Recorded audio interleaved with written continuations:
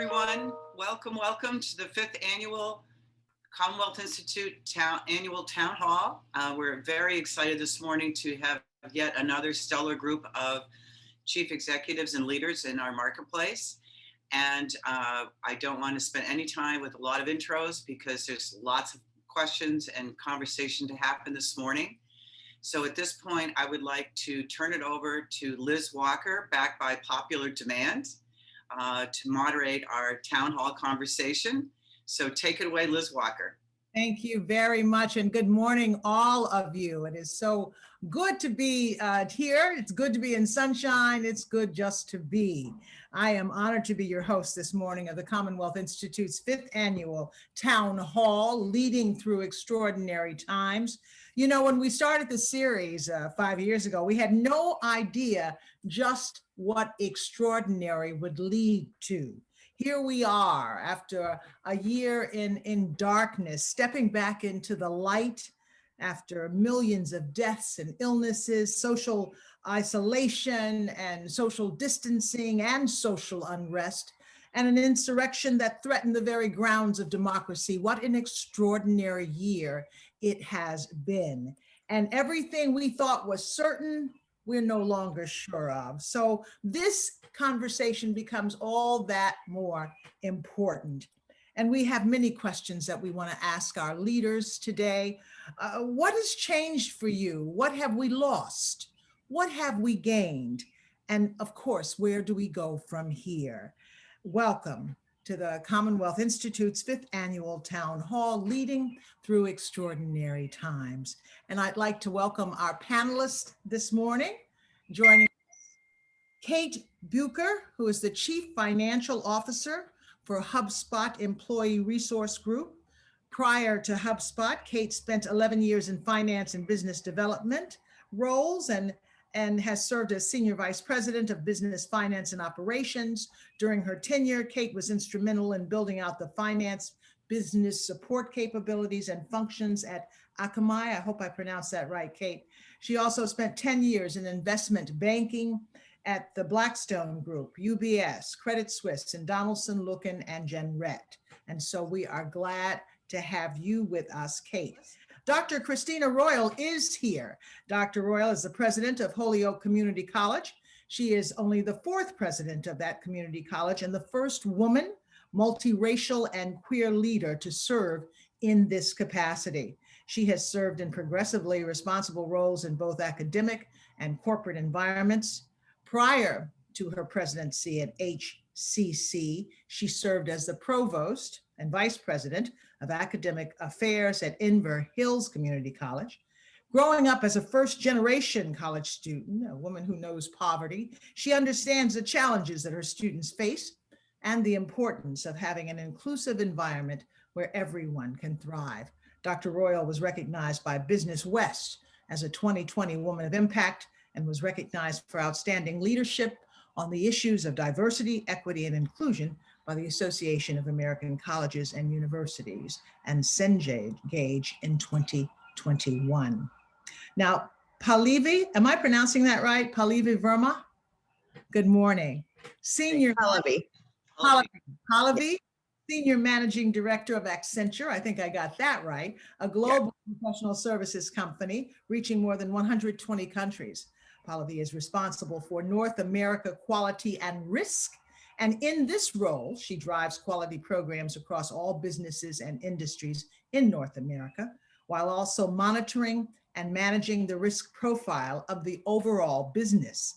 Pallavi also serves as the Boston office managing director. Since joining Accenture more than 30 years ago, Pallavi has built a reputation as a trusted and a strategic client advisor, a dynamic and genuine leader responsible for significant business growth. Pallavi serves on Accenture's North American leadership team, the Global Leadership Council, and the board of directors for the Accenture Foundation. She is a trustee for Rush University Medical Center and the Illinois Institute of Technology, and currently serves on the board of the Boston Chamber of Commerce. These are very busy people that we have on our panel today, and our format is going to be open so that you can be involved. I'm going to ask the first question of the panelists. And as you know, after the first question, which I'll ask one question to, or two questions to all of the panelists, we will then open it up to your questions and answers. So let's get started. This is my first question to everybody. What are you most optimistic about right now? And what gives you the greatest concerns? And let's start with you, Kate Bucher. Sure, thanks so much. And thank you very much for having me here. I'm excited to join the other panelists. This has obviously been a very challenging time. One of the things that I have seen both in my personal life, but also at HubSpot, is that the last sort of 18 months of challenge have definitely shown a resilience and adaptability in general across people and companies. So in technology, for example, at HubSpot, we have seen companies really transform their businesses into a real digital first business and over the last 18 months. And what we've seen is that the pace of change of this transformation has really increased pretty dramatically.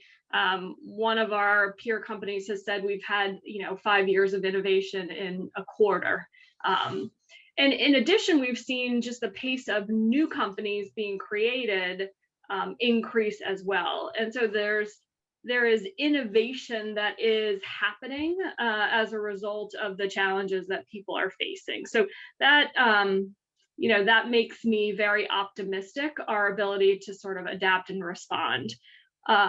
The flip side of that, in my mind, is that the benefits are not universal, right?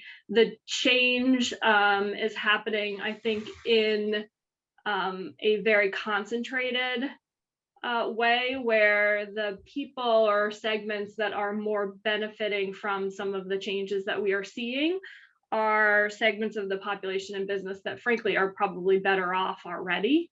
And there's, as a result, a bit of a growing inequality that we're seeing overall. Okay, Kate, thank you very much. And you brought up a lot of points that I'm sure we're going to get back to each of them. But right now, I'd like to introduce our next panelist. And Renee Graham, who has joined us, was having a little technical problem, but is now with us. Renee, of course, is the associate editor and an award-winning opinion columnist for the Boston Globe. She writes on a variety of subjects, including race and racism, domestic violence, LGBTQ issues, police misconduct, social justice, and politics. She is a regular contributor on WBUR FM's Radio Boston and WGBH TV Basic Black. Renee has received the Persistence Award from Progressive Massachusetts for columns promoting racial justice. In 2019, she was named one of the 25 most influential LGBTQ people of color in Greater Boston by Get Connected and Bay Windows, and was recently selected as one of Boston's most impactful Black women by Get Connected and GK Fund. So Renee, we are glad you're here. And I'm just going to open this up for you to answer, if you have gotten your breath. The first question, what gives you the most optimism after this incredible year we've been through, and what gives you the most concern? Good morning, Renee. Good morning, Liz. Good morning, everyone. Sorry about my difficulties, which is sort of explains the last year. Optimism isn't really my default setting, to be honest. What I can say is, I want to believe that we've come through this year humbled by the circumstances that we can't control, with a better understanding of the fragility of our lives and really how dependent we are on each other's survival. I kind of hope that's what we've taken away from some of this. The flip side of that, of course, is what I'm concerned about, is that we've gone through this past year of misery and death and dislocation, and we've somehow learned nothing. That while we're planning vacations and weddings and dinner parties now, we're forgetting about all the people who were lost and who are still struggling financially, emotionally, physically, and that any urgency to address the inequities that were exacerbated by the pandemic is already starting to fade. So I think that, the same people who carried the weight of some of these issues are going to continue to do that alone. And we're not going to come through this with a greater sense that, as I said earlier, that we are dependent on each other for our survival, that we are our brother and sister's keeper. And so I think that's my concern, that, as the cases go down, as things change in that regard, that people are just getting on with their lives and not really taking time to think about what needs to be different going forward. Thank you, Renee. I think that the point you bring up about people forgetting so quickly what we've been through is something that we need to discuss more this morning. But I'll move on right now to get that initial response from Pallavi Verma. Pallavi, what do you say is your biggest optimistic point and your greatest concern? I'll start with the concern a little bit. This past year, as my fellow panelists have talked about, has been very troubling and concerning and stressful for a lot of people. What really shown to me was really the inequity that we have in our country, and the Black Lives Matters issues that we saw last spring and summer that kind of bled straight into Asian hate. In the winter and spring. And I had some real examples that happened to people that I know. And that's when it really hit home for me. I have Black colleagues one colleague who's stopped having a car because he's gotten stopped so many times. Almost every single Black male colleague that I have has had a bad experience with the police. Asian hate. I've had colleagues who were sitting in a restaurant and got, orange juice thrown in her daughter's face. I've had colleagues who have been spit upon in Boston. And so it seems to me that it never ends. And as Renee just said, we're not learning, we're getting through this, but the behavior really isn't changing. And so for me, that's really concerning. What I do feel optimistic about is that I do see a lot of companies, including our own, really taking the issue of equality very seriously, inclusion and equality, and that we all recognize that we have a role to play here. And I've seen businesses really step up in a way that I hadn't seen before, whether it's voicing it very publicly to say, no, this is not acceptable, to the programs that we are putting into place. And I can certainly talk about our own in terms of how do we create a more inclusive environment where everyone has equal opportunity to be successful. It's sort of one step at a time. And I know that doesn't solve all of the systemic issues that we have, but it's one that where I know I can make a difference and where we can make a difference, and you got to start somewhere. So I'm optimistic about the role that businesses can play in this issue. Okay. Thank you very much. Dr. Royal, how would you approach the answer to these questions? Yeah, thank you so much for having me. In terms of optimism, I am optimistic that the conversations and work around equity will create some lasting change. It's hard work, and our society is reckoning with our nation's history. And I feel confident that it won't be a fading moment. There has been a shift in consciousness since George Floyd was killed. And I felt it in our nation, and I felt it in my own institution as well. There are so many conversations around systemic changes that need to be made. And there's also a recognition that in order to affect structural change, we need to change ourselves.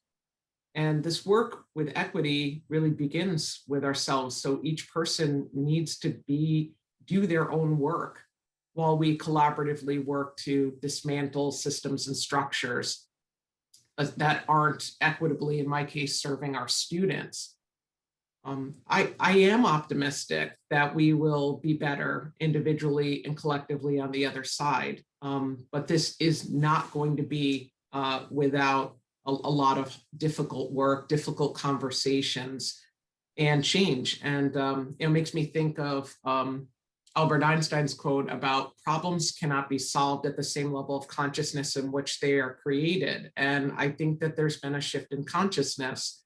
I do share some of the hesitation and concerns of some of my fellow panelists that, as the world starts to reopen, that there'll be a sense of like, this is past us. But I think it's incumbent upon all of us as leaders to make sure that that doesn't happen. And so, in terms of my corner of the world, we have built equity into the institutional strategic plan in a way that this conversation is not going to end when the pandemic ends. And so I think if everyone can focus on that piece, I do have optimism that we can keep that conversation and progress moving forward. Two concerns that I do have are mental health and also the pace of change, as Kate had also mentioned. In terms of mental health, this is a growing concern in our nation, and particularly among college students. We're seeing higher levels of reported suicidal ideation, depression, anxiety, isolation, which all affect students' ability to focus on learning. And we've partnered with the Center for Human Development to expand our focus on mental health for starting in this fall. And I think that that's an area that is going to need greater national attention. And then the pace of change is also very accelerated. I frequently hear folks say, since you've been president, we've seen more change in the last 4.5 years than we have in the last couple of decades. And I think that's reflected in a society that's speeding up in many ways. And I think that there are some downsides to that are also leading to burnout. And we may see more people making job and career changes as a result. Mm-hmm. I've heard a lot of people speak to that, to changing their life or changing their direction and looking for purpose. But let's dig a little deeper in this, because we're going to start taking questions from those who are on this virtual line. But when you say that everybody here is saying kind of the same thing, that things are going to be, people are going to dig in, what's going to make it different? I'm old enough to have seen, though not to this extreme, but we've been at this place before, at least on the issue of social justice. And this time it's exploded. What's going to make it different, the approach to change this time? Renee, I'll start with you. What should make it different, the change that we have to make? Does that make sense to you, Renee? I mean, it does. One issue I believe I definitely had last summer with the George Floyd protest is I always felt a lot of that was fueled by the fact that people had been in the house for 2 months. The weather was getting better, cases were low, and they can get out in the street. That's not the case for everyone.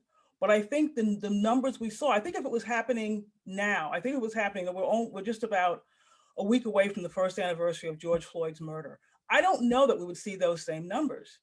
I'm just not convinced of that. I think a lot of what we saw last summer, in my mind, was a kind of social justice tourism. Mm-hmm. And, the key is to keep people engaged. I don't know. I wish I knew how to do that, because that's what it's about. It's about making people believe that George Floyd was not a one-off, that Breonna Taylor was not a one-off, that this happens all the time, whether you hear about it or not, whether or not there's video on the news every night. And that's the thing. It has to feel like this isn't the problem of a few communities, and I use the example, I think it was interesting because we were talking about all the anti-Asian hate. That was a headline story a few weeks ago. It's disappeared, except it's still going on. And the people who are directly affected are still feeling the impact of this. So I think that becomes the key, and the media certainly plays a role in this. There's a line by, I don't know if anyone remembers her, Linda Ellerby, who was a TV journalist on NBC, and she had a line that said, the media covers news, they don't cover facts. So at this point, anti-Asian hate is a fact. It's not really news anymore, so it's out of the news. And I think that becomes the challenge, to make sure these issues stay front of mind for everyone, not just the communities who are directly impacted, and to also impress upon those other communities why this should matter to them. It should matter to them what happened to George Floyd if you're not a Black person. It should matter what happened to Breonna Taylor, because the bottom line is that there's too much police violence, period. But it starts to look like it's only affecting one community. So I think, as I said, that's where the media has to play a different kind of role and keep these issues out there and not sort of shunt them away. This morning on CNN, they mentioned that, for instance, India had its highest death toll from COVID. Nobody's talking about India anymore, because now what's happening in India is a fact. It's not news anymore. And so I was actually surprised to hear that, because when it disappears, you think the problem has disappeared. And the problem doesn't really go away unless we actively work to make that happen.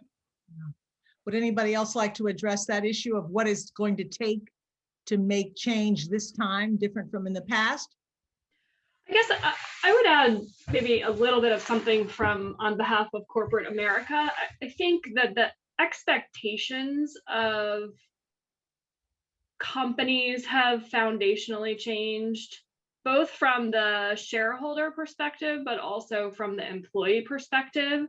And the expectation is that companies will create environments that are inclusive. People want to work at places where they feel welcome and that they can bring their best selves. And you are seeing real change and commitment from companies to start. And by the way, I think this is like a huge problem with a very long-term timeline for progress and hopefully ultimately success. But companies are making real long-term investments in addressing some of the inequity and diversity challenges we've seen. Well, that's hopeful. Pallavi, I want to follow up with you. Could you tell us, you started to tell us about initiatives in your own company that are kind of doing this, that are helping this. Can you give us any initiatives that create pathways to emerging careers that can empower underrepresented communities? Thanks for that question. It's a really great question, and one that I'm personally incredibly passionate about. One of the things actually that we recognized as a company a few years ago, before all of this happened, was that we weren't looking at all of the talent pool that we could be looking at when we were only hiring from four-year degreed colleges. Because then we recognized that we weren't getting the level of diversity of thinking, diversity of individuals, really just diversity of talent when we were doing that and going after some set of elite colleges and kind of leaving an entire population off to itself. So we started an apprentice program about 4 years ago, which enables us to hire non-four-year degreed people. So out of boot camps, out of community college, out in collaboration with our nonprofit partners. And so we are bringing in a great group of diverse talent. We apprentice them for a year, teach them, sort of do the on-the-job training, and then we, then they are offered a job at the end of that period of time. It's been incredibly successful. We've now had in North America over 1,000 apprentices come through. And I'm happy to say that 60% of that talent is diverse, which is significantly different than the rest of our population. 25% are military. And so, really, we're looking at a really great talent. They've all been incredibly successful. And now what we're really doing is going out in some of our major cities and talking to other CEOs and employers about the success of the program and how they can also do it, because it's not just us, right? It has to be in a city. And so we started in Chicago in something we call a Chicago Apprentice Network. And there they have hit 1,000 apprentices just in that city across 50 employers. And so now you see this swell of, we recognize that we need to go after talent in more than just the typical or traditional ways that we do to enable people who wouldn't otherwise have had opportunity actually have real opportunity. And it does start with jobs, right? If we can get jobs, you can change people's lives. I did a graduation ceremony for one of our apprentices last year, or a group of apprentices I met their families, and this struck with me. Many of the parents came to me and say, you not only changed my son or daughter's life, you changed our family's life. And it's sort of one step at a time.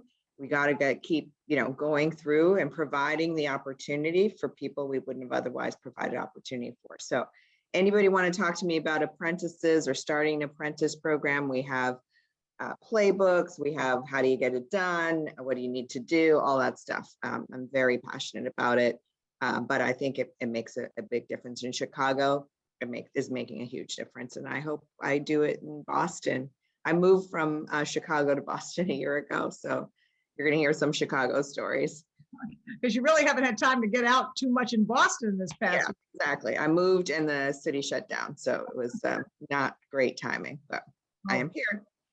We welcome you, and we want to hear more about your program, and we want to give you all the opportunity to talk about specific areas in your different sectors. But let me introduce now Kevin Churchwell, Dr. Kevin Churchwell, who's president and CEO of Boston Children's Hospital, providing leadership, vision, and oversight for a team dedicated to improving and advancing child health through their life-changing work in clinical care, research and innovation, medical education, and community engagement. Since joining Boston Children's in 2013, Dr. Churchwell, of course, has been instrumental in leading the hospital's work to become a high reliability organization, one where zero avoidable harm impacts any patient, family member, or employee.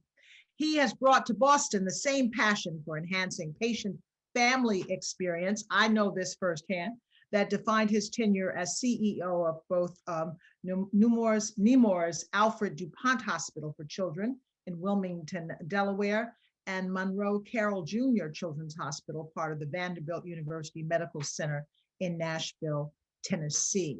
And certainly, Dr. Churchwell is at the very forefront of all of the issues that we are talking about and dealing with right now. So Dr. Churchwell, we're glad you're joining us. We have kind of gotten engaged into the conversation, but I do want to start off with one question I ask everyone, if you don't mind. What gives you the greatest optimism right now, and what's your biggest concern? And I'm sure you must have much of both. Welcome. Well, thank you, Liz, and sorry for being late. But what gives me the greatest optimism and concern? It's this pandemic. The optimism is around that. I think that we have turned that corner. I tell our folks that when we started this, that it wasn't a marathon we were in, but we were in an ultra marathon. And as you probably know, an ultra marathon lasts not just 26 miles, but lasts days over rugged terrain, over places that you really can't see your path. And I thought that's where we were headed in terms of this pandemic. I tell our folks now that we can really see the finish line, that with the vaccines, with what we have done, we are headed toward that finish line. And so that's great optimism to get to what I say is going to be our new normal. I can't promise you that we will go back to what normal was pre-pandemic, but we will get to a new normal where we will be able to go out in society, be active and engaged. So my concern is that we're still not at that finish line, right? And there's still work to do. And as we continue to open up, I tell our folks, we've still got to be vigilant, that safety is really important, and sort of thinking through how best to get out in the world, I think is really important as we move forward. These next couple of months are going to be very exciting, absolutely. But they are 2 months that we need to make sure that we get everybody we possibly can vaccinated, that we continue to mask when it makes sense to mask, that we continue to be as safe as we need to be as we continue to move forward in this new normal. So that's how I view when I wake up every day and what I think about this from that standpoint. Okay, well, let me also thank you to Dr. Churchwell for all that you're doing on the front line. We have started the conversation talking about specifics, and I wanted to go back to Pallavi's point about getting students from representing all kinds of institutions and not just maybe the elite institutions that corporations tend to go to. Make sure that underrepresented communities get a chance at success. So Dr. Royal, how do you prepare your students in a community college setting for this? And are you as optimistic that they're going to get the opportunities that they deserve from corporations? Well, we really focus on making sure that there's pathways for every student. And that means that we have to recognize that there are a variety of sectors and experiences and job opportunities for them. When Massachusetts legalized marijuana, HCC, we created the Center for Cannabis Education and started partnering with businesses looking to develop the talent pipelines that they needed to be able to start this new sector within the state of Massachusetts. We also focus on partnerships with business and industry. And as Pallavi was talking about, as it relates to internships, we have a partnership with Tech Foundry, and we bring students in, educate them on fields related to information technology. And then every student gets an internship opportunity so that they have a chance to work directly in a company and get that real world experience before graduating from that program. The other piece that's important is to recognize that community colleges are the workforce engines in terms of building talent pipelines. And so we also really work with jobs, entry-level fields that may not require a degree initially, and also work with organizations to help them look at, for example, where a 4-year degree is needed and where it's not, where a 2-year degree might be the appropriate requisite entry point. And then even for some before that. So within healthcare, working with certified nursing assistants and other entry-level jobs. So we focus on stackable opportunities. I think what's different in our society today and going forward is that the relationship that people have with education is not one where you go through K-12 education, you graduate, you go to college, and then you go into the workforce and then you're done. Instead, what's happening now is that people are graduating, they're getting some education, they're getting into the workforce, they're recognizing that they need some additional education. And so there's a different type of relationship. We're also seeing many more career changers. I think you're not seeing people stay in jobs for 30 years anymore. So there's a lot more variability in that. And so that relationship to education, professional development, and so forth is really different these days. Okay, thank you very much. Does anyone else, Kate, you might have something specific that your particular sector is doing to change things for those who are underrepresented in your business area? Yeah, I guess I would say there's a few specific programs that we have. We have partnered with Howard University, for example, on a new Center for Entrepreneurship that is geared toward engaging the Howard community in careers in technology. We have a program focused on first generation in tech individuals who will be first generation college graduates or new to this country and are interested in careers in technology. We have a program associated with returners, so people who've been out of the workforce for whatever reason who are interested in coming back. So we have a program that's specifically designed for that group of people to sort of attract and retain and onboard those people. I think the big change, though, is when you adjust how you are generally recruiting talent so that you have a more equitable process. And we are also trying to do that. And it's everything from how you screen resumes to how you approach recruiting for a position. We have a very focused slate interview process that we believe drives greater equity in the recruiting process overall. We follow the Rooney Rule for any manager or above candidate, which means that as you go through the process in the final round of interviews, we would like to see representation from some diverse community on that final slate. And so it's when you inject those changes into the core processes you follow throughout the organization that I think you're going to get the biggest change. If anyone wants to add on to whatever you just heard, please feel free. I'm not going to try to stop anyone here. I think that'll make for a more lively conversation. And I also want to remind all of those participants out there, if you have a question, don't forget to put your question on the Q&A so that the participants can respond. So Renee, you've heard of these specifics. You know, I'm hoping that'll give you a little optimism. You said you're slow at optimism these days. What more is it going to take? I mean, are we on the right track just based on what we've heard this morning in this group? Well, I mean, I keep thinking as we're sort of getting back to normal that that's part of the problem. I don't want to go back to normal. We need to build a better normal. You know, the old normal really didn't work for too many people. It left too many people out. So to go back to that same place is, you know, which brings me back to my original point, was that we've learned nothing. You know, there was this moment last summer, and there's a part of me, I'll apologize in advance for picking on corporate America.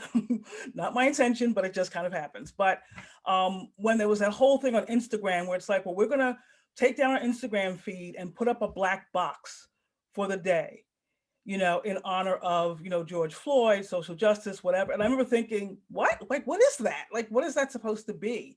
You know, or when, you know, companies suddenly decided after a century that Uncle Ben and Aunt Jemima were racist and were bad symbols. It's like, wow, it took, you know, George Floyd under a cop's knee for 9 minutes for you to figure out that Aunt Jemima was a problematic icon for your product.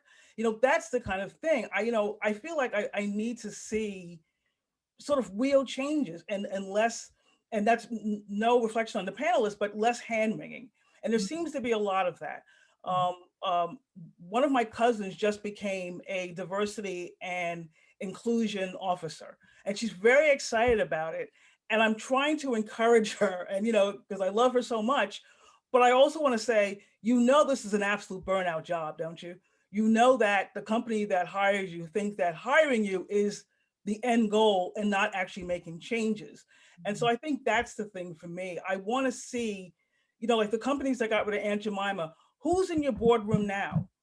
Who are making the decisions about the company? Those are the things that matter, not black boxes, not retiring Uncle Ben, you know, and whatever other horrible symbol you had out there. You know, those are the things that really matter. So, you know, again, I want to keep looking at this moment when people sort of see this as a time for real change. Like, we've really been through something these last 14 months.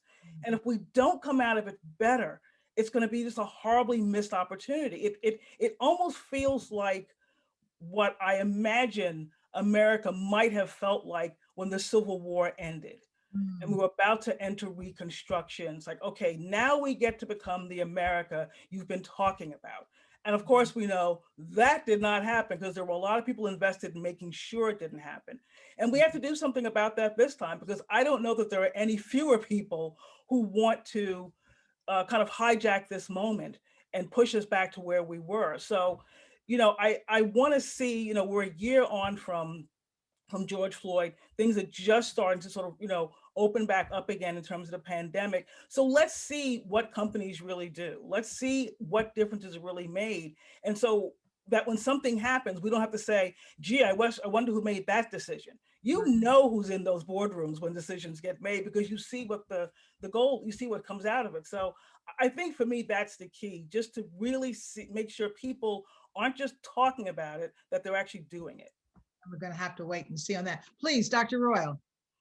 Yeah, I want to say that I think both are needed. I think it's important to have those public statements and commitment to the work, and also work that's going to lead to systemic change within our respective organizations. And I find myself that there's always a struggle, because when something happens, people want to know, what are you going to do immediately, right? And I'm really focused on laying the groundwork for long-term change, but both are needed. People need to hear that commitment. They need to hear that expression of support for what needs to change, a rejection of things that are happening in the world that are not acceptable. And then we also have to spend time looking deeper into the topics that have led to the inequities within our respective structures. So for example, one of the significant ways that we have started shifting the way that we approach equity is taking our data to a level deeper than we were going. And so when we start to, now we're disaggregating so much more data to understand some of the hidden ways that you can see how people have disproportionately been impacted. And these are the kinds of things that will lead to more sustaining change. Also speaking about, for example, we had a lot of applicants coming in to the institution that are BIPOC applicants, Black, Indigenous, people of color. And then we were looking at, well, how many are actually getting the positions? And so we were kind of going deeper in understanding that complete pipeline, so we could figure out where actually the specific issue is, so we can address the appropriate issue and provide the appropriate interventions. Because there is an expectation, and among our students and our employees, that our employees reflect the communities that we serve, and therefore, we have to work on equity at that level as well. But I do think that there's an and strategy here, that we have to respond to the moment, and we have to commit to the deeper work that's going to take a longer amount of time. When I think of equity, I'm not thinking that this is going to be something we're going to be able to affect substantial change in such a way in 1 year. These are longer term strategies, but it has to start somewhere. And I believe that when you know better and you do better, that this is how we inch forward. Progress is not made in a straight line. There's going to be progress, there's going to be some regression, then there's going to be more progress and regression. And I think that's what we see long-term in our society. But, I have confidence that, we are going to be better off than where we were before the pandemic. Okay, well, thank you for your optimism. Dr. Churchwell, what compounds this issue? It's not just a corporate issue. It's not just an issue of education. It's everything. It's the whole thing. It's all the systems seem to be broke. How do we keep focusing on the investment in areas such as public health, transportation, those systems? I mean, so everything seems broke. What would you say? Public health, we see that's a crisis. What are we going to do with that? That's a great question. But, I think the answer goes to staying the course. You don't make change without talking about it. You don't make change without having individuals and groups that continue to raise the voice, to raise the evidence, to raise the importance of the next evolution for our society. And that's what has to happen. And those voices have to be louder than the other voices, because, we have we have a cacophony of voices out there, right? That continue to try to get their voice heard or their position moved forward. And as I was listening to Renee and Christina, that just sort of occurred to me, right? In that what Martin Luther King said about the arc of justice is something that is just spot on. But our ability to continue to make the case in all forms, no matter what or what is being pushed the other side, I think is important for us to continue to move forward. Public health being a prime example of that. Without public health, we wouldn't have gotten through this pandemic. Mm-hmm. Mm-hmm. And so we have to understand that, and we have to invest in it. because that's the importance of that. Without public health, we wouldn't have the standard of life that we currently live in. But there are parts of public health that in this city are a bit diverse, I would say that, or not consistent. You can just look at the rates of asthma and the deaths from asthma in our city. And the further you go down the green line and the red line, the worse they get. Well, why is that the case? That's a public health issue that we need to address. So it's just one example of raising the issue, of identifying and putting it at the forefront so we can continue to address them. And I think that's one of the most important things we can do. And you know, when you said that, Kevin, I thought, and here's a city like Boston, which is a progressive city, a city that's supposed to be ahead of the game in so many ways. And if what you just said reflects all over the country, just think how bad it must be, that what we don't really even know. Let's zero in on women. One of the things that we have all learned is that women have really lost ground in this last year because working and staying home and trying to take care of your kids. How are we going to begin to regain the losses of women in the workforce? Or do you see that as a problem at all? Pallavi? Yeah, I think that it needs to be a very conscious and targeted effort if we're going to make a difference.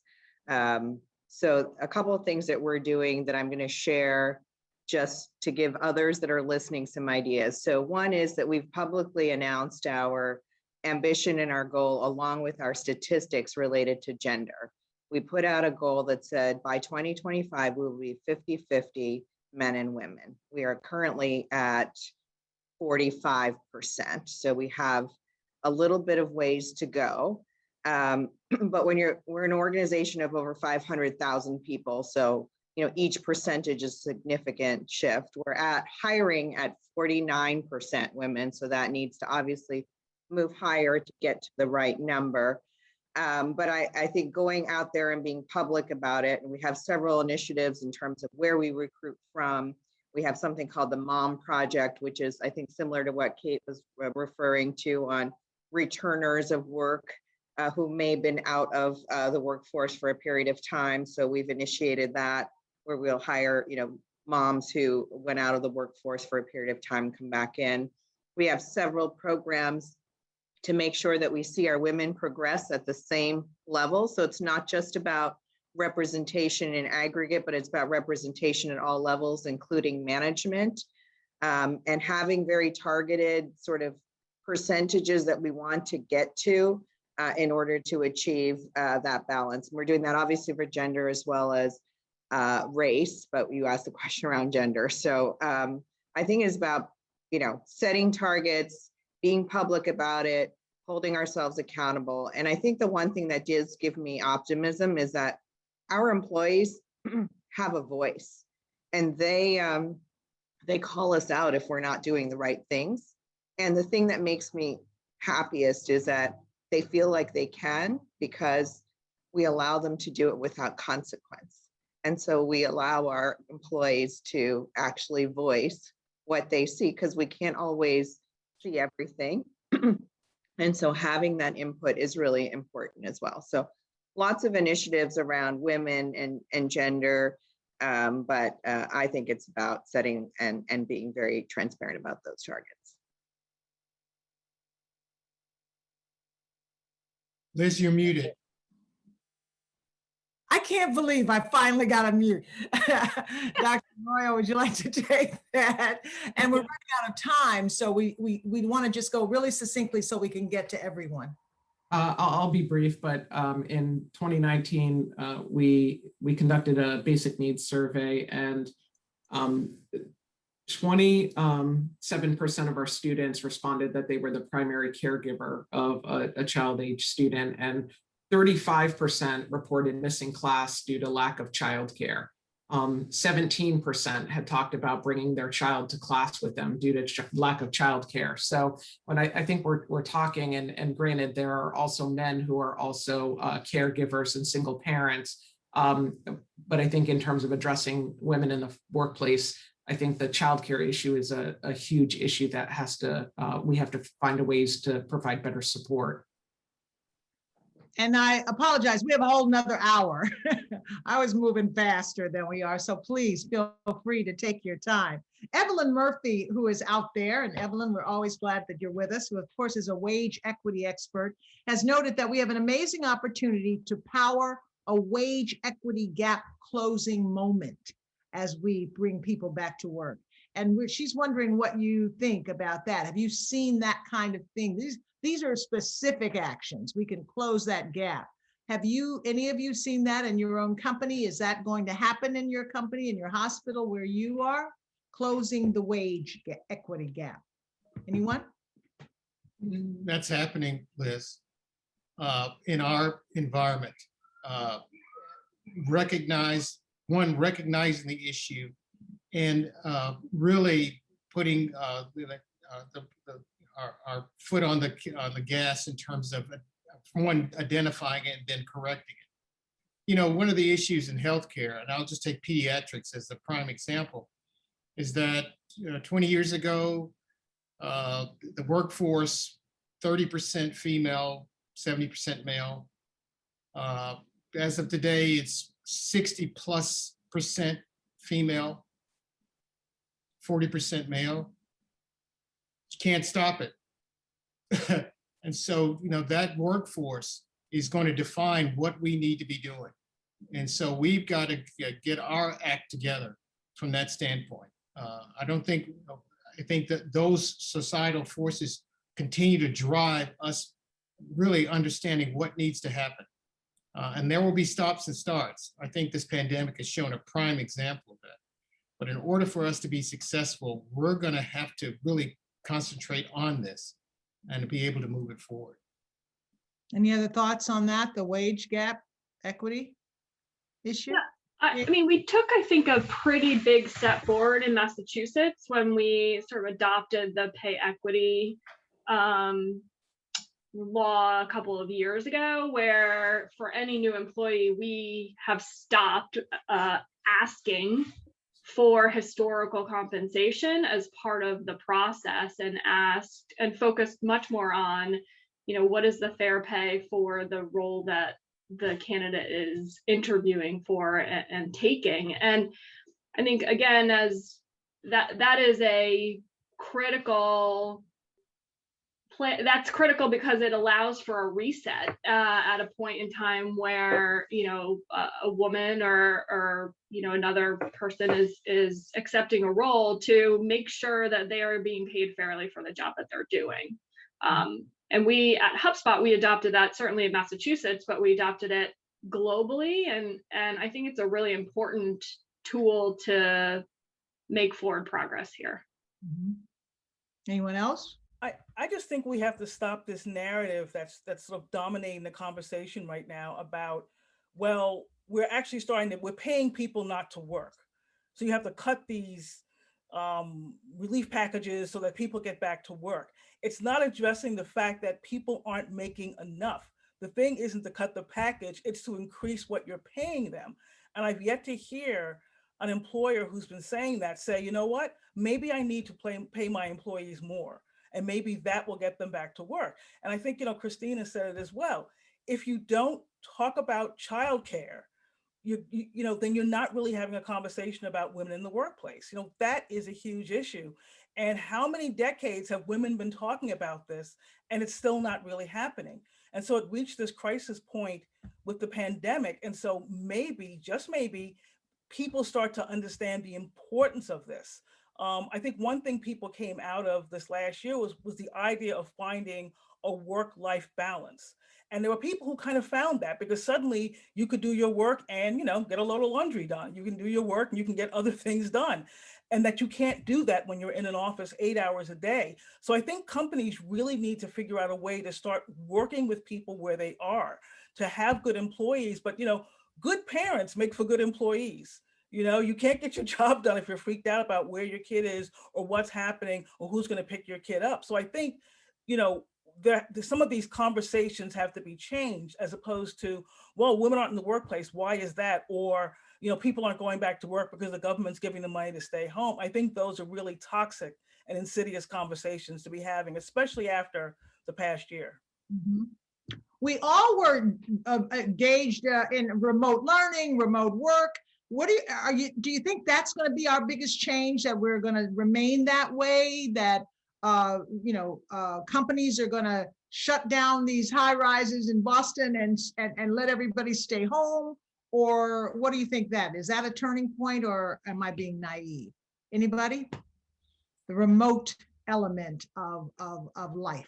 You're not being naive, but it's not going to be a total change in terms of the way work was pre the pandemic. But in the conversations that I've been in, there is an active conversation around the what remote work means, how it's utilized, how it supports the businesses that are discussing it. And that's across the board, multiple types of businesses.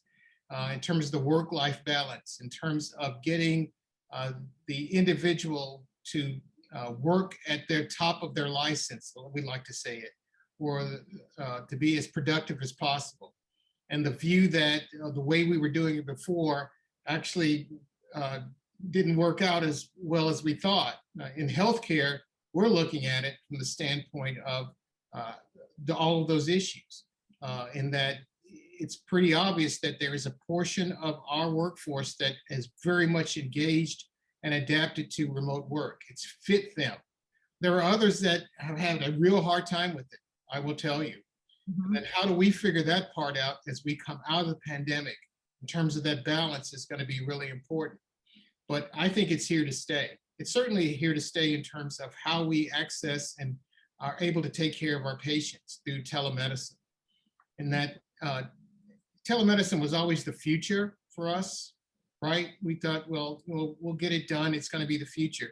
And then it had to become the present in about a week. And so we went from what we described as 20 telemedicine visits a day to 2,000 to make sure that we actually could take care of our kids. And so I don't think that's going away, because that access for our families, our parents don't have to take a day off to work for their kids to be seen. And so it's much better for their work life and their work day.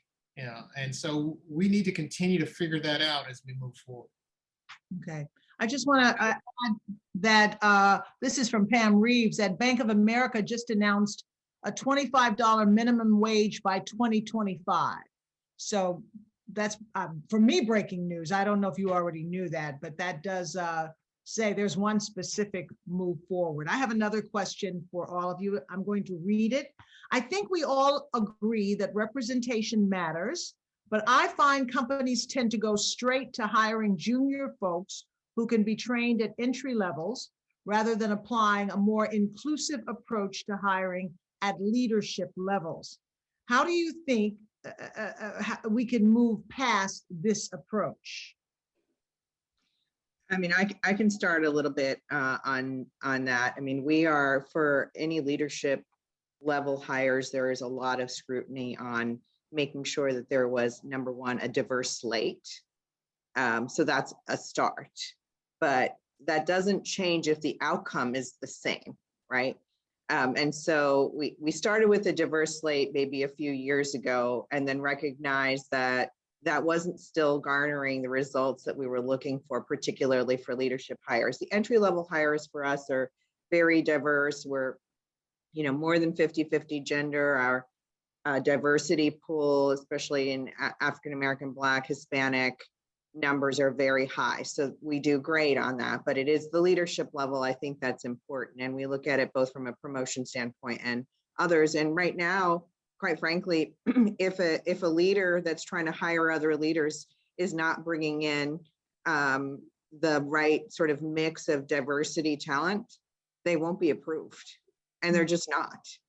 And that's the only way to make the shift on this. And I think it's sometimes frustrating to individuals who are trying to get a hire done, but it's the only way to actually make the difference. So, our leaders are just saying no until you get that level of diversity in.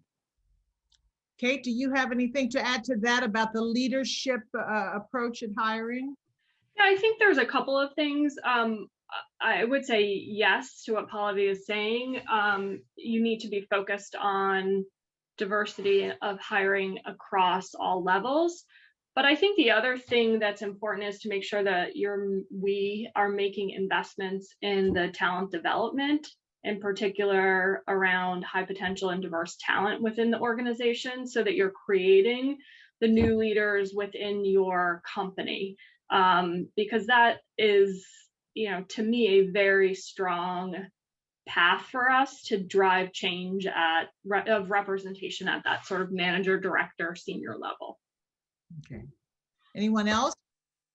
There's another part to this question. I'll read part 2. It also seems that companies are still struggling with moving beyond just focusing on representation, which matters. And this person is thinking about what it takes to, what they haven't done is thinking about what it takes to actually create the inclusive environment where everybody belongs. Part of that work involves holding leaders accountable, which Pallavi told us about. How do you think about that, this holding leaders accountable in companies? Or how do we do that? I'm sorry? I think Dr. Royal said it best, like data is really powerful, and setting, looking at the data and holding people accountable is got to be part of the solution here. Yeah, and it's got to be part of the performance management process. Yes. Right. At the end of the day, it's going to be, dollars and cents matter to people, and it changes behavior a lot. Our CEO has very targeted priorities that she has to hit, and it kind of flows down to, other leaders within the organization to make sure that she is holding everybody else accountable. So I think also about making sure that not just a respective role is responsible for, in this case, an equity agenda, that there are performance indicators that everyone is responsible for, and that they're tailored to those specific job roles. I think sometimes the concern either around a chief diversity officer or a particular role is, well, that's the only person in the organization that's responsible for that. And I think that the second part of that question gets at, there needs to be a culture that supports that shift and an expectation. And the parallel I draw is to other types of roles, like we have a dean of enrollment management. It doesn't mean that she's the only person in the institution that's responsible for enrollment. We have someone who's in charge of assessment. It doesn't mean that's the only person that's in charge of assessment. Assessment has to occur in all levels of the organization. And I would say that equity work is the same way, that that there has to be an expectation that this is our individual and collective work. And you have somebody who might be in charge of setting the strategy and working through operational plans, but it requires participation from many. Mm-hmm. I'm sorry. I think it took companies so long to figure out diversity that they almost got stuck in that lane and didn't look at inclusion. So it became, okay, let's get faces and numbers, but they didn't really look at, okay, where does the power still lie in these companies? Who's making the big decisions? That's what matters in companies, not just having a bunch of people so you could say, oh, look, we hired all of these, Black people, we hired all these Asian people. It's like, who's still making the decisions? And I think companies are still trying to make that shift.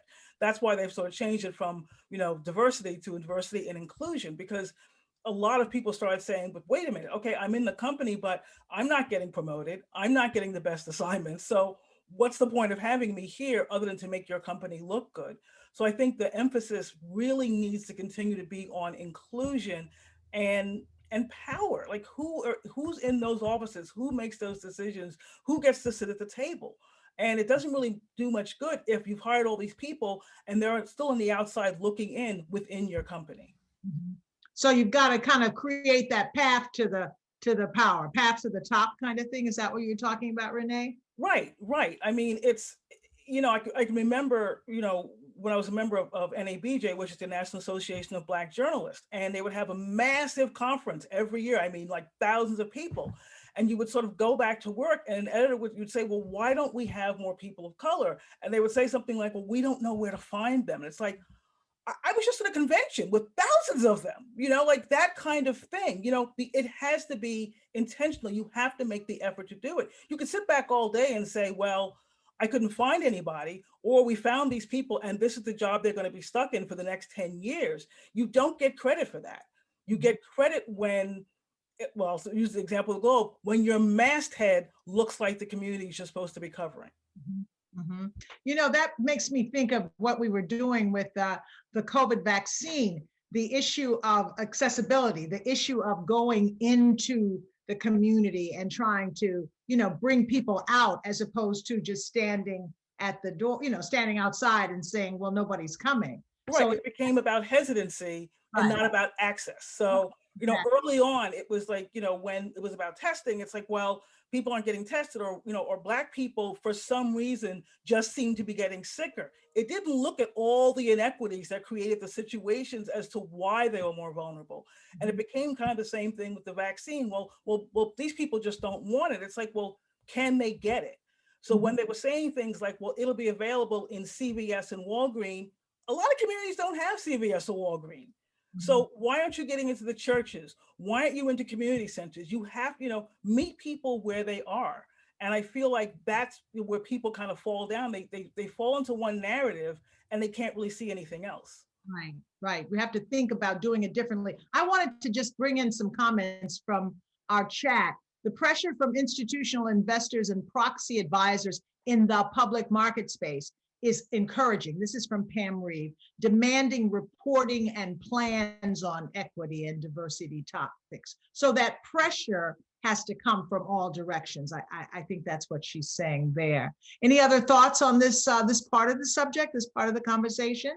It just goes to Oh, go ahead, Dr. Churchwell. It just goes to the need. I think Renee mentioned it about intentionality, in that you solve a problem or tackle an issue by being intentional. And I think the creation of the pipeline, I think we all would agree that's profoundly important in terms of pipeline creation. But also having our boards, the boards of these companies, intentionally think through and have as part of their demand diversity and inclusivity at the leadership level is also has to be part of the equation, has to be part of the plan for the change to happen. And so pressure, I think, Liz, you said pressure on all parts, right? Right. Are really going to drive change as we move forward. Particularly boards, because you don't get to see who's on that board a lot of the time, that level of leadership. So that's an important point. Kate, did you want to add something? Please. No, I think that the only thing that I would add is that the attention on companies to focus more holistically on the value that they are delivering to the set of stakeholders that they serve is pretty significant, right? And it's gone from just bottom line dollars and cents to a broader set of initiatives. And there's a lot of attention and focus on ESG overall. Diversity and inclusion is a big part of that. Environmental sustainability is another big part of that. Social impact is another big part of that. And I think that the attention will drive action for sure. Okay. Here's a question. Our history of racism in Boston has led to a brand issue that Boston is not a welcoming place for people of color, making it harder to attract the best talent to our region. What are leaders doing to make their companies in Boston more welcoming around that issue? And that was way before COVID-19. So anyone want to take that one on? The issue that Boston is not a welcoming city to people of color. Yeah, I'll take it on. After the George Floyd murder and a number of events, we held a number of listening sessions for our employees that were open to everybody. And we got a lot of feedback similar to this point that said, our office is not a welcoming place, and that people of color do not feel welcome in it, which, when I went back to our leadership team and shared that, I got a lot of defensiveness. Like, no, I mean, I go and I talk, it's fine. You know, I have people over at my house, and it really took some learning and some focus with the leadership team to say, actually, you may think that, but what our people are telling us is something different. And that means their experience is real, and we can't discount it because of your own perception of how inclusive you are. And so we started with a number of very targeted initiatives that included people at all levels to talk about how do we change the culture. So I have a whole work stream on culture, a whole work stream on mentorship, a whole work stream on education and awareness, because I think that's an important aspect and piece to it. That we had representation at all levels and volunteers of whoever wanted to do it. And then we just started taking small actions to really change what I'd call the culture of the office, which, by the way, is kind of difficult to do when you're all remote. But we were not letting that sort of stop us in terms of how we were going to just have and engage with every single one of our employees, including having all of our leaders actually reach out to every single one of our 1,500 employees in the Boston office to touch base with them during the pandemic. And then we kind of kept repeating that along with a number of initiatives to really create a community in a different way. So I definitely felt that comment, and I was surprised. I mean, I was new to Boston, and I didn't really think it, but you know, if your people are telling it, you have to take it seriously. Yeah. And I think, Pallavi, that you brought up a good point, that the notion of that you made the effort to contact everybody in your company. I mean, so often we hear the right words and we say the leadership is going to be fine, but that kind of personal connection is what, again, back to the pandemic. You can bring in all the movie stars and basketball players you want, but it really is going to boil down to that neighbor or that person, that preacher or that person right there in the community to engage other people about what needs to be done. And I don't know how much big institutions do that.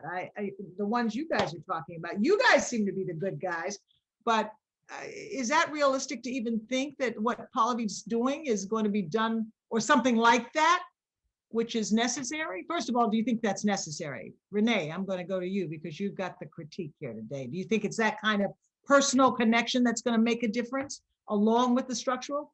I do. I mean, I think it's hugely important. The tricky thing with Boston is Boston itself.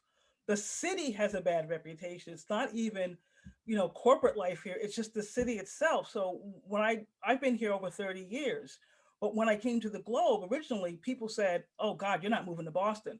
People didn't say don't work for the Globe. They just said, don't go to Boston. Boston doesn't like Black people. So the city has a lot of work to do in figuring out how to retain people of color. We know students come here to go to school. I think a Globe story said only 7% of Black students stay in Boston after they graduate. That's a massive brain drain for the city. So the city has to figure out a way to do that. And where everyone else comes into this is recruit those people, have contact with those people. But I think when it comes to coming to a place like Boston, the most important thing is that personal contact. The person who reaches out and talks to you and almost sort of talks through your problems that you may have or questions you may have about the city. I certainly had that. I had people I was in contact with who kind of talked to me about, it's the small things, where do you get your hair done? Where do you go shopping? Where do you find other people like you? That made a difference. I don't know that I could have made the move if I hadn't had that personal contact, which then kind of alleviated my own anxieties about moving here, and I think made my transition a lot easier. One of the things that we do, I work in trauma, and one of the things in our community, you have to name the problem. You have to say, this is the problem. I see it, I'm naming it, and then you can begin to work on it. And I'm not so sure, the Boston Globe did that wonderful spotlight piece on race a few years back, and that was huge. But I'm not so sure that we're naming the problem as much in Boston. We now have a Black woman in the mayor's office, and that's exciting. And there are many people of color running for, the next mayor of the city. Do you think that's going to make a difference? And I hate to throw everything at Renee, but Dr. Churchwell, I'll throw this one to you. I think that is going to make a difference. But so I grew up in the South. I grew up in Tennessee. And I will tell you that this city, this Commonwealth is more siloed than the South in terms of their neighborhoods, in terms of their communities. And that's one of their big problems. That's one of the big problems or the issues that we have. And that the interaction doesn't occur on a daily basis. And so without that interaction, people develop assumptions and all kinds of stuff. And I think that that's got to be broken down. Part of that breaking down is our leaders being seen are being more diverse. And so what's happening in the city of Boston is in some respects transformational. That would not have been predicted, but is transformational in terms of who's running for mayor and who our mayor will be. And so I wouldn't shortchange that from that standpoint. But I think a lot of work is around how do we break down these tribes, these communities that are so insular that I see compared to where I came from. And I came from, the South, that fascinates me at times. Well, a lot of that I would suggest, and you might disagree, is economics. Boston is the haves and the have-nots, and so you're not going to find a great range of diversity across economic levels.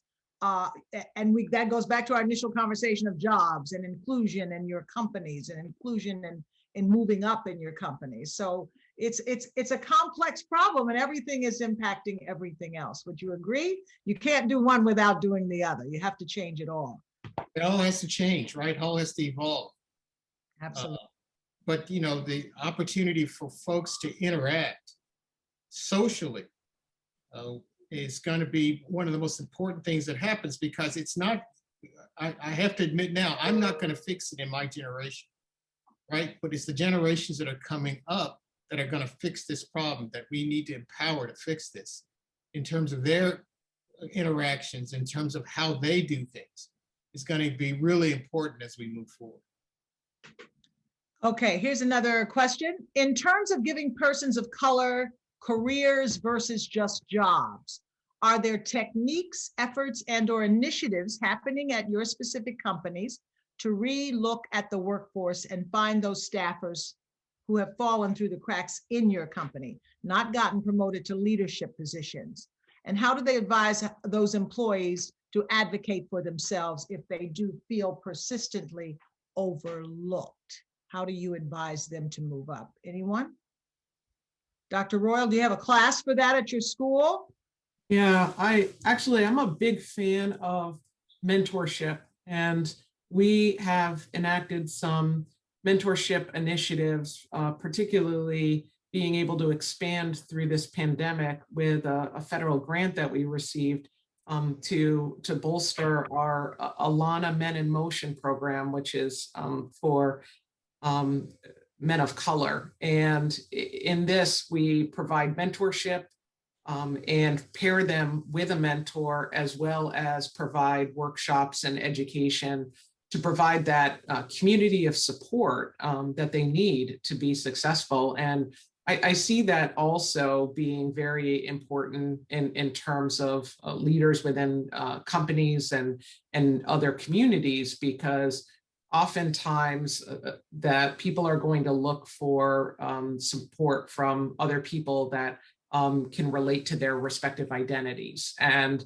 so I'll even just use myself as an example. When I first became president, I looked for other women presidents. I looked for other multiracial presidents. I looked for other queer presidents, who could, provide support with different issues that I was dealing with, depending on the respective identities that I was focused on. So I think that level of support can be really powerful for folks, and in terms of that longer lasting impact, not just jobs, but careers and building those networks. And there's a lot that we teach students about the power of networking and leveraging networks and reaching out. And I think constantly working to educate students and employees on this mindset, I think can help lift all boats.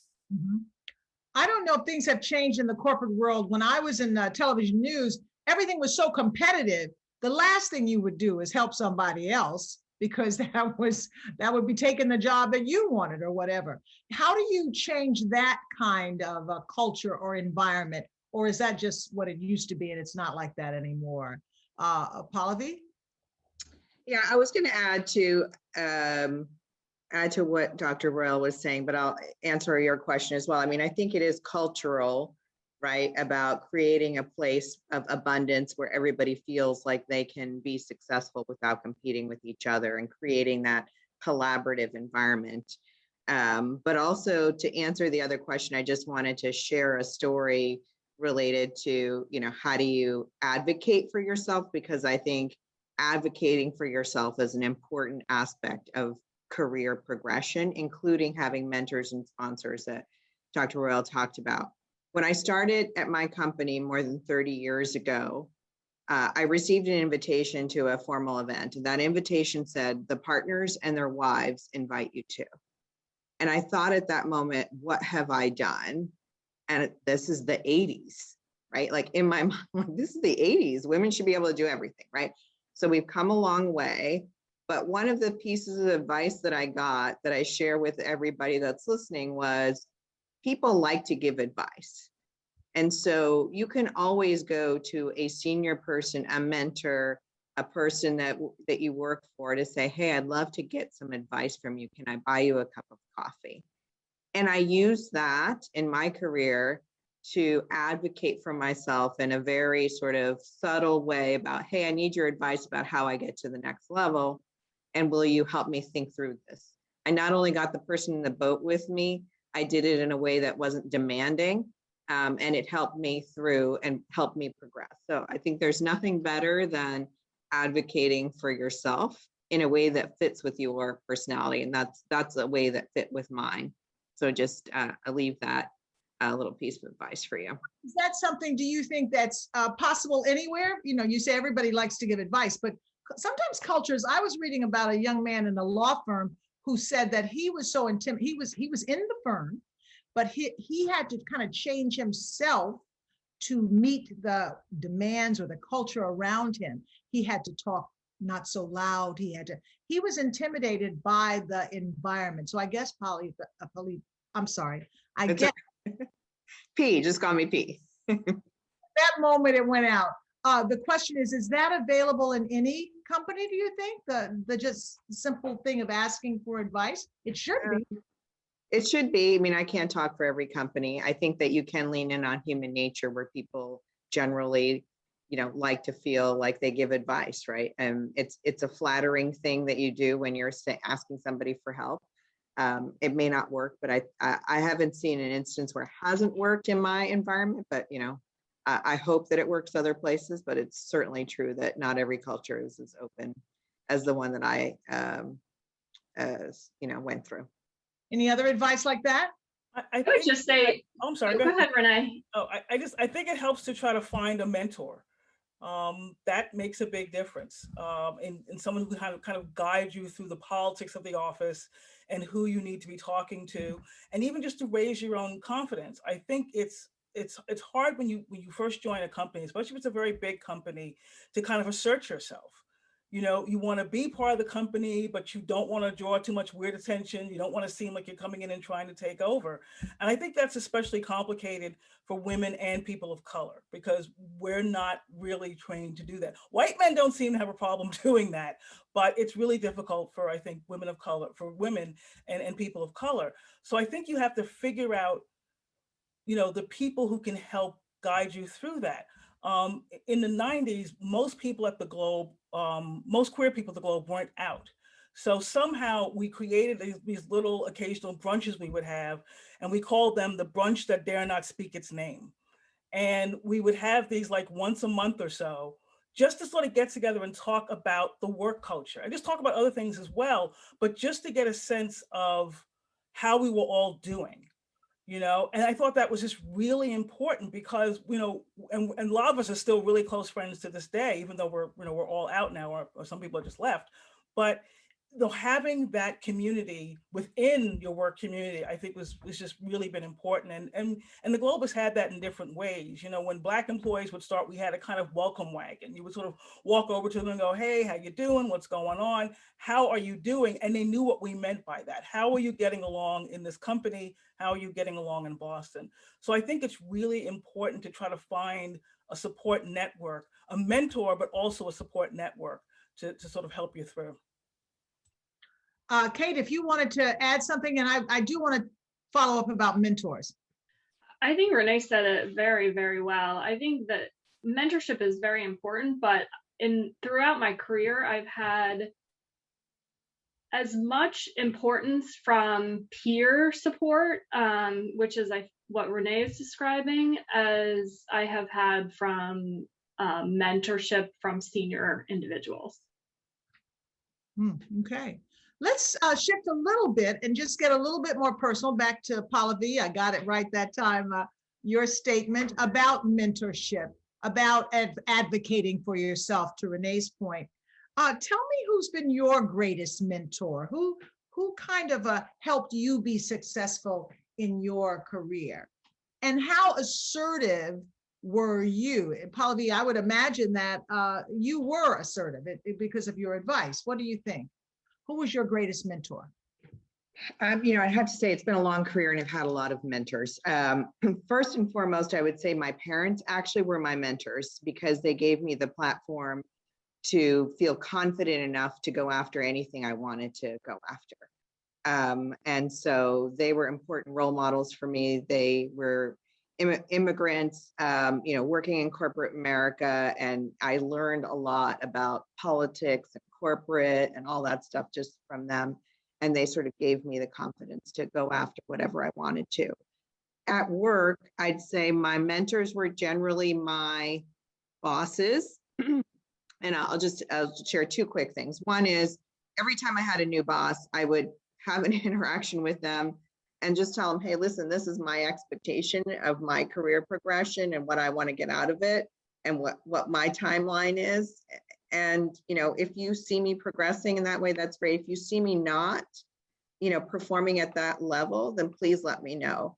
And the thing that I accomplished in that, again, is to sort of get that person who was a decision maker in the boat with me to say, if I see her not doing what I think she should be doing, then I'm obligated to tell her. Otherwise, I got to help her continue to progress. So that was one thing. And the other is I did have one great mentor who really just looked out for me. And he, you know, I was right at the position right before making partner at the time. And he took me out to dinner and said, hey, do you want to make partner or not? And I wasn't that aggressive, despite all of my stories here at that point in my life. And I hadn't expressed it. So he asked me, which not many people do. And so I said, yes. And he said, the list is already out for next year in terms of the potential candidates, and you're not on it. So he said, if you want to be on it, we got to have a plan. And he worked through a plan with me, and I got promoted the next year. But that wouldn't have happened had I not had a great mentors to look out for me. So you got to find those gems. That's very helpful. Dr. Royal, how about you? Who was your greatest mentor? I've really had a lot of fantastic mentors in my life, and I subscribe to the notion of having a personal board of directors where, you know, you have a variety of people that can help you look at different aspects of your life and provide guidance, mentorship, and support in those areas. I don't believe any one person can serve that role for every person. So I think having a wide variety of people is important. And for me, one of the most significant mentors from a professional perspective was when I had an opportunity for the first time to work for a female president of color. That was the first time that I had worked for one, and the conversations changed. And I think I felt seen in a different way, and had an opportunity to connect with her learn from her. And she remains today to be one of the most influential people that I've had in my professional career. But I do believe that at different stages in life and different jobs that needs change. And so I really subscribe to this idea of tapping a wide group of people. And I think as someone, for myself, someone growing up in poverty, that's something that I had to be taught. I didn't know. I almost had to be given permission to the idea of, calling on others and asking for help and tapping other people. And so I think there's an element that I think I pay attention to as it relates to our students, that, reminding them that to exercise that agency and advocacy in their lives, to be able to reach out, to use the power of networks, and it makes such a transformative difference. And so I think we have to have ways that we can continue to bring other people along in that regard in order to pay it forward. Mm-hmm. Dr. Churchwell, would you share with us your greatest mentor? I think you're hearing some consistency here. And I have a tendency to talk about this from the standpoint that there are mentors all around us. And I try to emphasize that we should seek them out. Mine, of course, started with my parents. My father was an incredible individual who sort of really was there for all of the kids in terms of providing advice and leadership from that standpoint. But I will tell you that I've had multiple mentors that have supported me. I never went out and said, hey, I want you to be a mentor. And what I stress to folks is that it's our responsibility to sort of seek out people, to sort of be there for individuals for the next generation. And that's what happened to me, whether it was board chairs a board chair walked up to me one day and said, Kevin, I've decided that you should be the CEO. And with that conversation led to me becoming the CEO of the Children's Hospital in Nashville at Vanderbilt. So that you can remember that the rest of your life, right? In terms of that conversation. And that conversation is not singular for me in terms of individuals who saw something in me, who saw what I was doing and wanted to support what I was doing. And so there were multiple individuals across the board that I've had the great fortune and great opportunity to find. They found me and have been very supportive of me from that standpoint. Would anyone else, thank you very much, Dr. Churchwell, like to share, Kate, your greatest, no? Anyone else? Renee, I mean, I know. Sure. I just had a lot of peer mentors. I had a lot of reporters when I was coming up who were a few years ahead of me, who just kind of helped me out and sort of adjusted my attitude about certain things and just told me how to deal in different newsrooms and where the friends were, where the helpers were, and the people to avoid. But there's one person in particular who, I mean, really in the time I've been in Boston has been the biggest mentor. She's also one of my closest friends. So I think I'm just realizing now she was a mentor because we've really been good friends for a long time. And she just always knew the right thing to say. And she was my editor at one time, but I also really trusted her. And that was an important thing. And I think Pallavi mentioned this earlier about creating an environment where you have people you can trust, where people know they can go to someone and it's not going to be used against them. And I think that was really the most important thing that she gave me, the ability to be able to go into her office and say, okay, this is going on with this editor. I don't really know what to do, help. And she would do that. And I knew that conversation would never leave her office. And that she's retired now from the Globe, but that was also the case when she was my editor when I returned to the Globe 5 years ago, where that never changed. She was my editor. She did, editor things, but she was still the person I could go talk to about, what was going on, how I was feeling, how I was adjusting in the job, what I needed to do my job better. And it's been invaluable. And to this day, even though she's retired, I will still text her and just say, okay, so-and-so said this is happening. What do you think? you know, and she will just, again, she'll kind of be that, you know, she's like my own little personal Sherpa, you know, just sort of guiding me up the mountain of my life. And, you know, she's done that for me personally as well, but it's been fantastic. And I can absolutely say, I don't know that I would be where I am today without her. Beautiful, beautiful story. Here's another question that is again personal, but I find these just as interesting, if not more than the systemic kind of answers that we seek today. Have you made any mistakes as a leader in your organization or anywhere in your career that turned into great learning opportunities? Have you made any mistakes in your career that had turned into great learning opportunities? There's a sermon in that, but I won't preach it now. Anybody? You mean just for today, Liz? Have I made any mistakes today? That happens a lot. And the learning experience and the learning opportunity that they bring. Do you have right? And so that's the opportunity, right? To not see them as mistakes, but as opportunities that one can correct. Mm-hmm. And that's how I kind of view them, and that they are choices that we make, and none of us are infallible, right? None of us make the perfect choices. But to be able to recognize that, hey, you know, I could have done this differently, or this didn't work out. And how do we actually recover from that? And what do we learn from that? You know, I like to say, you know, fool me once, shame on you, but fool me twice, that's shame on me, right? And our is profoundly important because they happen all the time. But they build your sort of suitcase of knowledge that hopefully you will continue to move forward from that standpoint. Anyone else want to?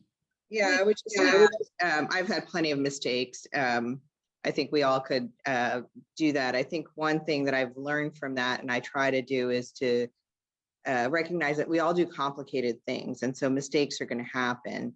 And how do we create a culture and environment in our own places, in our places of influence, where we say that it's okay to ask for help? And so that would be the, you know, one thing that I try to tell everybody is, you know, stuff's going to happen, and really no one person can fix every problem. And so the culture of the place needs to be that it's okay, and actually a sign of strength to raise your hand and say, I need help. And so that's the kind of culture that I try to create, because we, you know, we do complicated things, and stuff, you know, things we can't predict will happen, but it's going to take a village to fix. And so if we all could do that and create that, then I think we'd all be better off. Absolutely. Anyone else? I would just, to build on what Pallavi said, is not just feel like you can ask for help, but celebrate your mistakes so that others don't feel that they can also be transparent about their own. And you, like I make tens of mistakes every single day, and actually calling myself out sometimes in humor to my team or you know, the broader organization, I think has a positive impact on how others can feel about their own mistakes. I love that. That borders on spiritual and philosophical. So you're coming my way with these answers. Thank you very, very much. We talked about your optimism and your biggest concern at the beginning of this conversation. Let's go back and look at this whole year. What do you think, and you can answer this from a personal standpoint or collectively, what do you think has been our biggest loss? And I know we've lost lives, and I know people have been sick. So I'm not talking about that level, and that is horrible. And also, but our biggest loss just in other ways, in maybe non-tangible ways. And then again, what would you say would be your biggest gain or learning from this last year? Anybody want to tackle that one? I can start. I think the thing that we saw in this remote environment is a huge uptick in mental health issues. and I don't know if I'd call it a loss per se, but certainly the loss of people feeling good. I think we saw that a lot. We created mental health allies all across our organization as a result, and showed our leaders the signs of people that might need help. Some of the reach outs I talked about earlier were a reflection of some of that as well. So I think getting mental health back to maybe where it was is something that I hope will happen. But people home alone, unable to interact with people, really had an impact. Gains, well, I can certainly say I gained a lot of pounds sitting at my desk, not going anywhere. Gain is, I got my daughter moved back in with me, so I got to live with her as she's a functioning adult, and so having a 20-something-year-old come back and live with you was a delight and a pleasure that I will cherish. Beautiful, beautiful. Anyone else want to take on this one? I think for me, it was just the loss of what I call casual human connection. That conversation you might have with someone in a grocery store or on the T, or just those little weird things that didn't seem particularly important to me before, but I missed. Also, as a journalist, I missed the world. You're supposed to be out and observing what's going on. And there was just a lot less of that. And I think that for me was the most difficult thing. I don't think I'll take that. Sometimes I'll be on the T, I'd have my headphones on, and please don't talk to me, leave me alone, I'm reading a book. But now I think I feel very differently about that. Not that I'm jonesing to get back on the T anytime soon, but the idea of just the way that as human beings, we need to connect to each other. We're not meant to live in this kind of isolation for months at a time. And I think, talking about, going back to what Pallavi was saying about sort of mental health, I keep feeling like this last year has almost like unraveled threads of our DNA. Like we're going to be altered in ways we don't even know yet. And I think we're going to be discovering that as we start to sort of slowly get back to our lives. But I think that's been it, just the lack of connection with people, of not talking to people other than, who you might live with, or just face-to-face contact. Like I think about what this would be if we were all in one place, as opposed to talking to faces on the screen. If I never see Zoom again after a few months, I'll be only too happy. But that's what I've missed. Mm-hmm. Anyone? Yeah, I would add that it feels like we've lost our security, a sense of permanence and certainty. And I often describe in my environment that we're experiencing who moved my cheese moments on a daily basis. And that feels very different. And it relates to the pace of change and being in a pandemic and a lot of things that are uncertain. But I think the level and frequency of decisions that have been made in this pandemic, and just a sense of, okay, where are things headed? Like, am I safe? Just basic safety and security, I think has been challenged on such a fundamental level. For me, I think what I've gained during this pandemic is a deeper strengthening of my own spirituality, and leading through a pandemic, I think is really driven me, to deepen my meditation practice and grounding, because in order to be there for others, I have to be centered and grounded myself. And so I think that's something that I will continue to carry post-pandemic. Thank you. Anyone else want to wrap up with that? That's going to be our last question. Kevin, please. I just wanted to say that our loss, and you said it, Liz, in terms of our loss these last 14 months plus of family and friends and people, it's just been profound. And the other losses, the fragility of our health, our mental health, and et cetera. I don't call them losses only because I think we will work to recover, and it will take time and effort and dedication, but we will work to recover. The gains are around communication. From my standpoint, our ability and our desire to communicate didn't wane. And Renee, I know you don't like Zoom, but I kind of like Zoom because it gave us another way to communicate. And I think that has definitely improved as we move forward. Thank you. I want to take this opportunity to thank you all. This has been a really powerful conversation, albeit on Zoom. And one of my greatest gains from this last 14 months is presence, is being in the moment, is being right here and giving all to that. And this has really been that for me. Listening to all of you, I've gained a lot. So I thank you all for joining us. And now I'm going to turn this over to TCI Board Chair and my good friend, Pam Reed. Pam? Thank you so much, Liz. And thank you so much to all of the panelists for today. My job is twofold.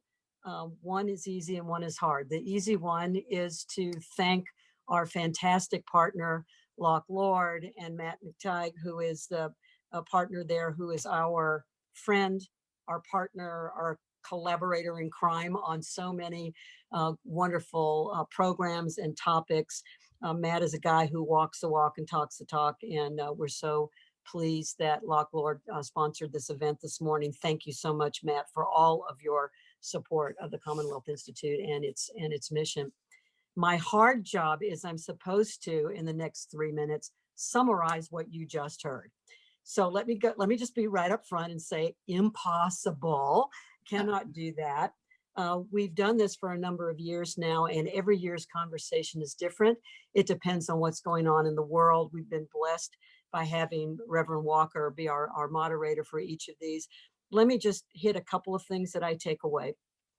And I think the wrap up really hit on this for me, that this year, this 15 months, 473 days, if you're counting, that we've gone through has really been a brutal reminder of our humanity, both the good and the not so good.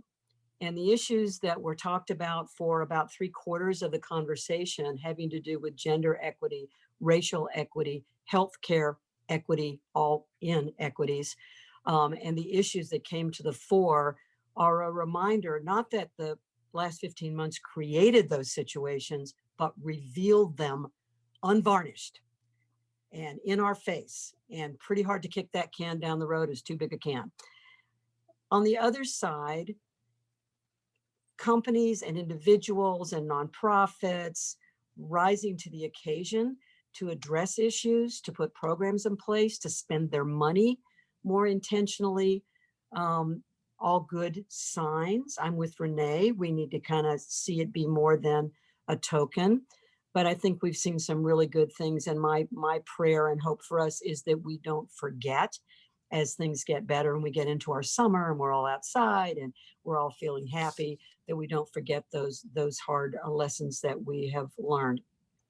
I think the points about going beyond, check the box, I got a DEI executive here, I put my thoughts and prayers comment up on the board, I put something out to the public, to really the way we run our companies and institutions hit me very, very strongly, that a lot of this is intention and measurement and compensation, but a lot of the change happens on the ground with how we hire and how we promote and how we incent every day. The role of mentors, both peer and others, I think came through really strongly. Great examples from our panelists.